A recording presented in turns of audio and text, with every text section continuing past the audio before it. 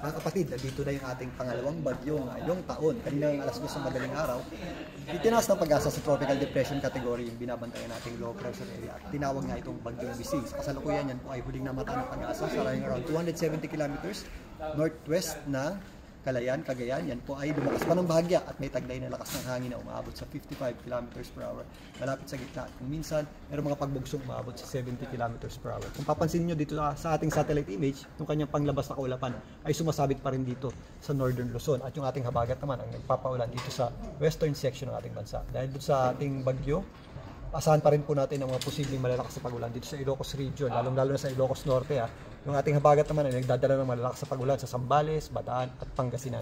Posible rin po yung ating mga scattered o kalat-kalat na pagulan sa natitirang bahagi ng Northern Luzon at maging dito sa Central Luzon. Kung mapapansin nyo, dito sa ating satellite image, nabawasan yung ating mga pagulan dito sa Metro Manila dahil umaakyat yung ating bagyo. Pero ayon sa pag-asa, lalabas po yan ngayong araw at posibleng bumalik sa ating Philippine Area of Responsibility sa darating na linggo. So posibleng sa linggo hanggang sa Lunes, pag nandito na po yan sa itaas na bahagi ng ating bansa, madagdagan muli yung ating mga pagulan dito sa Metro Manila. Pero ngayon po, although sumisikat o nagpapakita po ang araw, mataas pa rin ating chance na pagulan sa Metro Manila. Kaya mag-ingat pa rin po tayo, mga kapatid.